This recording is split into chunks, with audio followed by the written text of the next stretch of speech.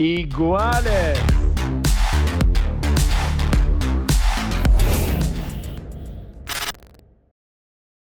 Welcome everyone to another episode of Iguales, the official podcast of the MUTUA Madrid Open. We are here joined by the second time because you came here last year, but it's a pleasure to have you here on the podcast. Ben Shelton, the main man. I mean, obviously all of you know him, but hey Ben, how have you been doing? I know last year we did have the Avengers Towers and stuff. This year we have the Daily Bugle, uh, which is good. It's crazy. How have you been this past year? Yeah, really good. Doing the same thing out on tour, seeing all the same cities and making the same stops. So I'm happy to be back here in Madrid. I love playing this tournament, and yeah, just excited for these next 2 weeks. Have you ever watched any Spider-Man? Because I know you are a big Avengers fans and stuff. Have you ever watched the Spider-Man ones? Yeah, I have. What would you say the best Spider-Man is, like between Tom Holland, Garfield, and Tobey Maguire? I think Tobey Maguire is probably the best. I don't know. I like Tom Holland a lot. I like Tom Holland as well, but I would probably go with Tobey Maguire as well. I think the Tobey Maguire movies are just iconic. Yeah, but they are. my favorite Spider-Man is Tom Holland. Yeah, I'd say so. Probably. Would you say because I don't know. I think it was Mira Andreeva that said that that she usually cries watching films. Like she said it. I think it was yesterday. Spider-Man 1 when Uncle Ben dies. I think I've watched it like 5 times. Cried 5 times. Really? What I mean. I can't cry during movies. No? I struggle, because it's not real, you know? Yeah, it's not real, but you get it pulled into the fiction. You know what I mean? It's true. One thing prepping for this interview, I saw back in 2023 in the US Open one, you did an interview with Jason and Chris, which was loads of fun. You know, it wasn't as formal as the tennis ones are usually. And there you said that you're a big Suits fan, the TV show. I want to ask you, have you seen the new one with Stephen Amell? No, the LA? Yeah, that No, I haven't seen it yet. Is it good? I don't know because I've not seen it yet, but Maybe I need to start watching it. yeah, probably. I did watch the. I'm a big fan of the Suits TV show as well. Actually, my WhatsApp profile picture is the main guy. You know, Harvey Specter? it is him. That's awesome. You know, that's like a good first point of contact. When someone just opens the chat and sees the profile pic and they know him, it's just like we're gonna have a nice conversation. You know, Yeah, for sure. I want to ask you, have you been watching any TV shows lately or don't have time really? Lately, not as much. I've definitely watched a few movies, but TV shows, I haven't been watching so much. Have you remember any films you've watched lately or nah, not really? Maybe I haven't been watching that many movies either. To be honest, I've been reading books lately. Oh, really? Yeah, I've been doing a better job of reading. That's good. I mean, when we get like pulled into, you know, TikTok phone and stuff, I feel like reading, you know, brightens the mind. I agree. Any books? Yeah, there's one really good one. It's called The Art of Learning. Okay. No, that one. Yeah, it's one I really enjoy. It's about a guy who became like a world champion in chess and then switched to martial arts and became a world champion in martial arts. Yeah. Oh, good. Yeah, good story. Are you a big fan of martial arts, would you say, or nah? Like you? No, I mean, my parents made me do martial arts when I was young. Oh yeah. What do you do? Taekwondo. Oh. Yeah. That's crazy. They made me do it until I got my black belt, and then they let me quit. Oh, that's good. So, I mean, you could head kick me. No, I don't think so. I don't know any of the moves anymore. I don't think. I lost it all. How old were you? I finished when I was like 11, maybe. Wow. Yeah. Black belt by 11. I mean, this is something about you guys because you're such freaks. I mean, you're a black belt by 11. Now you're a pro tennis. I think this is something with you guys over at the States. Like, you are so good at every single sport. Yeah, I don't know. We do have a crazy sports world. I guess the way that we think about sports, we love it. We're kind of like Brazil. We go crazy over sports.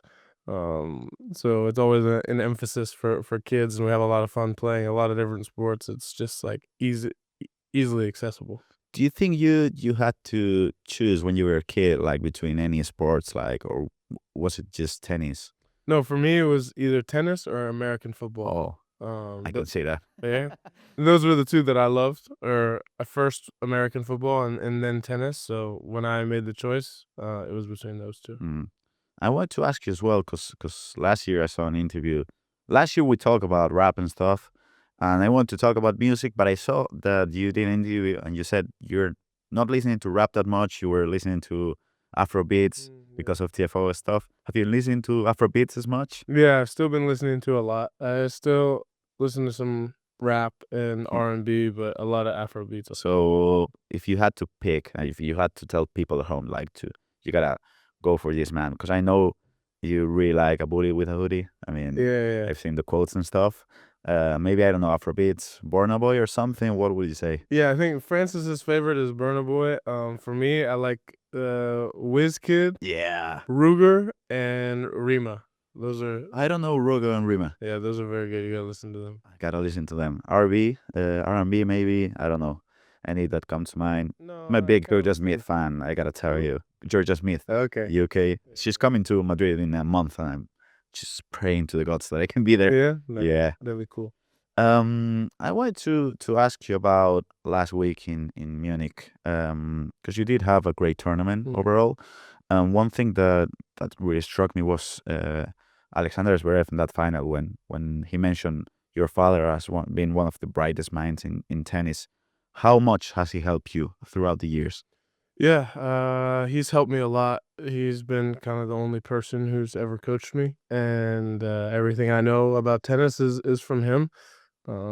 Obviously being a player himself and being top 50 in the world, but also a coach for all these years. He's gained a lot of knowledge and spent a lot of time on the tennis court watching tennis, playing tennis, coaching tennis players. And so it's cool to get to learn from him. And at the same time, he knows me better than anybody. So we work really well together. It's not always easy, father, son, player, coach. Has to be But hard. yeah, we make it work. So, for example, because one thing that struck to me is that even when you were really young, you're still really young, but you've really played well on clay courts, for example.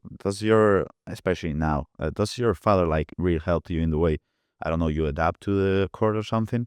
Yeah, I think it's important because I am not as experienced as a lot of other players on the clay court. So for me, it's every week is a learning process, learning how to move on the clay, what patterns to use, how fast to play or so slow to play sometimes, and how much spin to play with, whether I'm coming to the net and attacking or taking my time building the point. It's just all things that you have to learn, and there's intricacies that are a little bit different than playing on hard court. Last year, you mentioned how you're a big fan of Ironman, but I asked you, like, would you consider yourself the Ironman of tennis? You said no. I mean, Robert Downey Jr. is just different kind of charisma. But I do want to ask you, if you could say just one person that could not be exactly the Ironman of tennis, but could probably, I don't know, perform as Ironman in a movie. I mean, charisma-wise, I think Grigor has the charisma for it, you know? If And you're gonna quickness with the answers and stuff. Yeah, he's got it all. He's got the Robert Downey Jr. I could see it for sure. He looks like a movie star too. And if we mention Avengers, you're a big fan. Maybe if we go back to the first film, you said now Iron Man, it could be Grigor. Maybe Captain America. Captain America. Maybe Tommy Paul, huh? Oh, Tommy Paul, he was Yeah, here. he's very patriotic. He is. He was here a couple of days ago. It was a really, really good chat. Okay, now Thor. Thor, Stefanos. Tsitsipas, yeah. With the hair and stuff. Yeah, I would say he would be Thor. Okay, Hulk. Jiri Lehechka. Yeah, he's big. He is big. Yeah. I saw him last year playing against Rafa here. Yeah, he's getting. Yeah, he's massive. He's even bigger this year or something. Yeah, he's looking strong. I think he's the Hulk. Then the Hawkeye. Hawkeye, who's a sharpshooter? Could be you. Could be me. Maybe what about Sinner? Could Sinner be Hawkeye? No. No. Could be him. Like, he's not that really, I don't say, emotional on the pitch. Hawkeye, I'm gonna say I'm gonna say Matteo Berrettini. charisma over there as well. Yeah, he's got a lot. And then to finish things off, the Black Widow. Oh, Black Widow. That's tough. I think it's Sabalenka.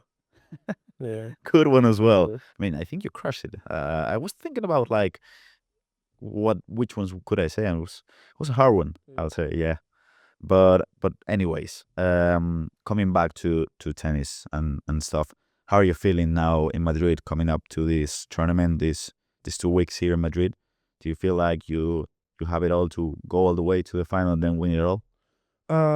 Yeah, I love how I'm feeling right now this year. I had a great week in Munich last week, and there's a little bit of altitude as well there. So I'm feeling comfortable on the surface with the conditions, the most comfortable that I've ever felt coming here to Madrid. And yeah, I'm excited. Whenever I'm at a tournament where I haven't made deep runs before or had that much success, I'm excited for the opportunity. And yeah, really looking forward. I think I can do some damage here in Madrid, and yeah, we'll see how far I go.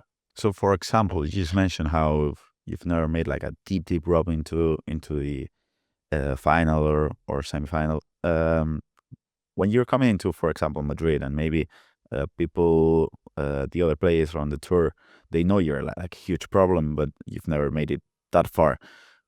Does it make it for you like, I don't know, like something inside you that tells you like, okay, you gotta perform well now, because I want to prove that in here I can make it into the final and win it.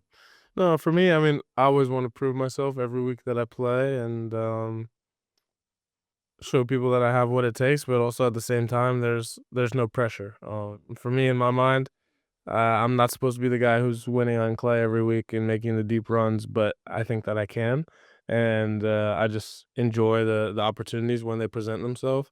So I don't feel the pressure of having to perform or this needing to be the week that I do well. Although every tournament that I show up to, that's where I want to be at.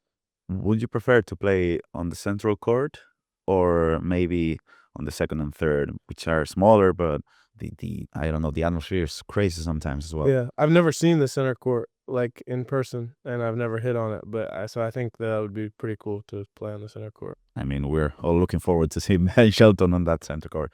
Okay, to end things, because the media days are tough days for all of you guys. Yeah. I did prep a little quiz. I wouldn't say quiz, but just a fun thing that we're gonna do together. So, because I'm a big fan of these TikToks, reels, and stuff. You know, the ones that you say with $20, you gotta build the perfect something. You know what I mean? Yeah. So with $20, we're gonna build the perfect tennis player, Okay. and it's serve, forehand, backhand, movement, and mental toughness. Okay. Every time you use something, I'll tell you, like the $1, $2, $3. Yeah. So first, with the serve, we got with $1, Diego Schwartzman. With $2, we have Kevin Anderson. With $3, we have Milos Raonic, which is reliable.